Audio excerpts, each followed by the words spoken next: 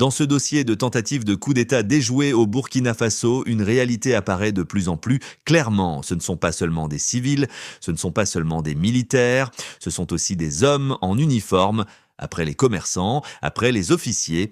Voici maintenant un policier en service qui raconte comment il s'est retrouvé mêlé à un projet de déstabilisation de la République. Un témoignage qui parle d'amitié, d'argent et d'un nom déjà central dans cette affaire, El Hadj Madi Sakandé. La question est simple, jusqu'où ce réseau s'est-il étendu? Le témoin se présente, il s'appelle Moumini Souré. Il est agent de police en service au CPA 4 de la ville de Oualadou.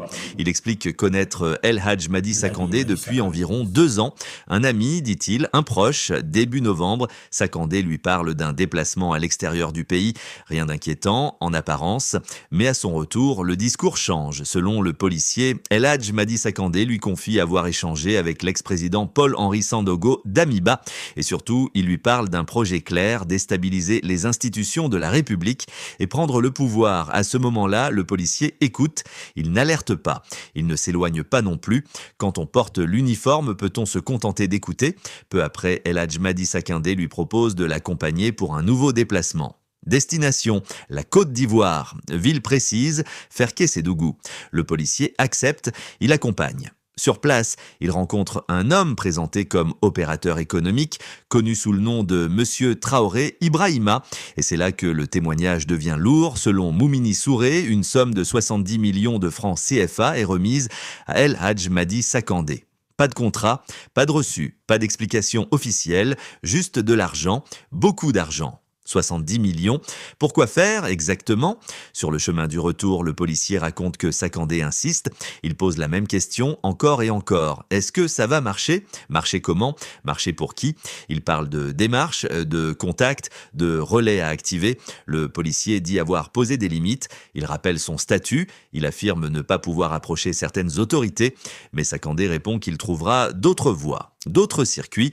Arrivé à Oualadou, le policier le dépose chez lui.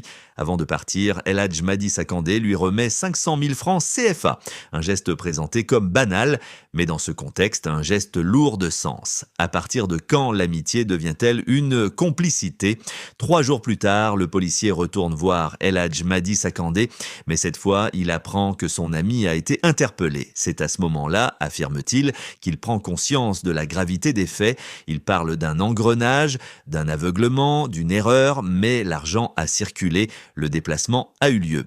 Dans la dernière partie de son témoignage, Moumini Souré demande pardon au président du Faso, le capitaine Ibrahim Traoré, pardon au gouvernement, pardon à ses collègues policiers, pardon au peuple burkinabé. Il reconnaît avoir fauté, il demande la clémence. Avec ce 4e témoignage, une chose devient difficile à ignorer. Cette tentative de coup d'État n'était pas seulement un projet militaire, elle passait aussi par des civils, par des réseaux et même par des agents de l'État. Les mêmes noms reviennent, les mêmes montants apparaissent, les mêmes trajets se répètent, les autorités l'assurent, les enquêtes se poursuivent. Et cette fois, les uniformes ne protégeront personne.